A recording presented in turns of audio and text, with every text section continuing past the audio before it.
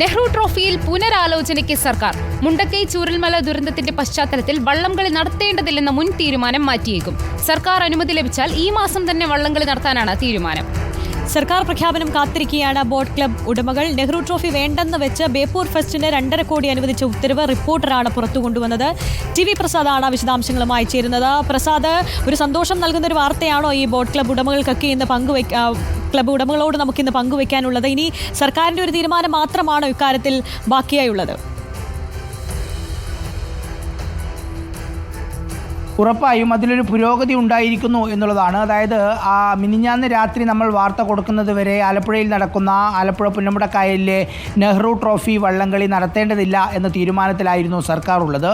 അങ്ങനെയാണ് മിനിഞ്ഞാന്ന് ഒരു ഉത്തരവ് റിപ്പോർട്ടർ പുറത്തുവിടുന്നത്. അത് ഓഗസ്റ്റ് 22-ന് ടൂറിസം മന്ത്രി മുഹമ്മദ് റിയാസിൻ്റെ മണ്ഡലത്തിൽ, അതായത് ബേപ്പൂർ മണ്ഡലത്തിൽ ബേപ്പൂർ വാട്ടർ ഫെസ്റ്റ് നടത്തുന്നതിന് വേണ്ടി 2.45 കോടി രൂപ അനുവദിച്ചുകൊണ്ട് ഉത്തരവായിരുന്നു അത്.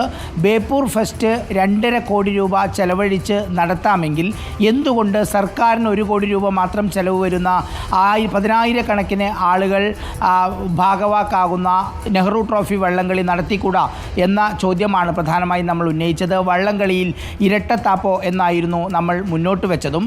അതിനുശേഷം വലിയ പ്രതിഷേധമാണ് സർക്കാരിനെതിരെയും അതുപോലെ തന്നെ സംവിധാനങ്ങൾക്കെതിരെയും ബോട്ട് ഉടമകളുടെ ഭാഗത്തുനിന്നുണ്ടായത്. അതായത് അവരുടെ ഭാഗത്തു നിന്ന് ഏതാണ്ട് ഒരു ചുണ്ടൻ വെള്ളത്തിന് 50 ലക്ഷം രൂപയിലധികം ചെലവഴിച്ച ചുണ്ടൻ വെള്ളങ്ങൾ ഇപ്പോൾ തന്നെ ഉണ്ട്. 19 ചുണ്ടൻ വെള്ളങ്ങളാണ് ഇതിൽ പങ്കെടുക്കുന്നത്. ഏതാണ്ട് ആകെ 5000-ലധികം തുഴച്ചിൽക്കാരാണ് നെഹ്റു ട്രോഫി വള്ളംകളിയിൽ പങ്കെടുക്കുകയും ചെയ്യുന്നത്. ചൂരൽമല മുണ്ടക്കൈ ദുരന്തത്തിൻ്റെ പശ്ചാത്തലത്തിൽ വള്ളംകളി വേണ്ടെന്ന് വയ്ക്കുന്നു. പക്ഷേ അതേസമയം തന്നെ ഈ ഓഗസ്റ്റ് മാസം മന്ത്രി മുഹമ്മദ് റിയാസിൻ്റെ മണ്ഡലത്തിലേക്ക് 2.5 കോടി രൂപ മറ്റു ഫെസ്റ്റിന് വേണ്ടി അനുവദിക്കുകയും ചെയ്യുന്നു. ആ ദുരന്തം കഴിഞ്ഞു. മാത്രമല്ല, ഈ ആലപ്പുഴയിൽ ഏറ്റവും പ്രധാനപ്പെട്ട ഒരു കാര്യം, ഈ വള്ളംകളിയോട് കൂടിയാണ് അവിടുത്തെ ടൂറിസം സീസൺ തുടങ്ങുന്നത്. വിദേശത്ത് നിന്നും ഇതര സംസ്ഥാനങ്ങളിൽ നിന്നടക്കം ആയിരക്കണക്കിന് ആളുകൾ കേരളത്തിലേക്ക് വന്ന് തുടങ്ങുന്നത് ഈ സമയത്താണ്. അവിടുത്തെ ഹൗസ് ബോട്ട് മേഖലയടക്കം നിശ്ചലമായി നിൽക്കുന്ന സാഹചര്യത്തിൽ ടൂറിസത്തിനും ഒരു വലിയ കുതിപ്പാകും എന്നുള്ളതാണ് ഈ വള്ളംകളിയുടെ ഏറ്റവും പ്രധാനപ്പെട്ട പ്രത്യേകത. പക്ഷേ ബേപ്പൂർ വാട്ടർ ഫെസ്റ്റിന് 2.5 കോടി അനുവദിക്കുകയും നെഹ്റു ട്രോഫി വള്ളംകളി നടത്താതിരിക്കുകയും ചെയ്യുമ്പോൾ അത് വാർത്തയായതുകൂടി ഞാൻ നേരത്തെ പറഞ്ഞതുപോലെ വലിയ ചർച്ചയുണ്ടായി. ഏറ്റവും ഒടുവിൽ ഇന്നലെ പ്രതികരണവുമായി മുഹമ്മദ് റിയാസ് എത്തുകയും ചെയ്തു. മുഹമ്മദ് റിയാസിൻ്റെ ഫേസ്ബുക്ക് കുറിപ്പായിരുന്നു. ഫേസ്ബുക്ക് കുറിപ്പിൽ ഒരു വ്യക്തത കുറവുള്ളത്. റിയാസ് പറയുന്നത് നെഹ്റു ട്രോഫി ബോട്ട് റേസ് സൊസൈറ്റിയാണ് അത് നടത്തുന്നത് എന്നാണ്. അത് ശരിയാണ്, അവർ തന്നെയാണ് നടത്തിപ്പിൻ്റെ ചുമതല. അതുകൊണ്ട് തന്നെ നടത്തുന്നുണ്ടെങ്കിൽ ടൂറിസം വകുപ്പ് എല്ലാ പിന്തുണയും കൊടുക്കും എന്നാണ് മുഹമ്മദ് റിയാസിൻ്റെ ഫേസ്ബുക്ക് പോസ്റ്റ്. അത് തെറ്റാണ്. കാരണം ഇത് മാറ്റിവെക്കാൻ തീരുമാനിച്ചത് സർക്കാരാണ്. അങ്ങനെയെങ്കിൽ നടത്താനുള്ള തീരുമാനം എടുക്കേണ്ടതും സർക്കാരാണ്. സർക്കാർ തീരുമാനമെടുത്തു കഴിഞ്ഞാൽ Nehru trophy boat race society അത് നടത്താൻ വളരെ എളുപ്പവുമാണ് അവർക്ക്. പക്ഷേ അങ്ങനെ ഒരു സർക്കാർ തീരുമാനം ഉണ്ടായതുമില്ല.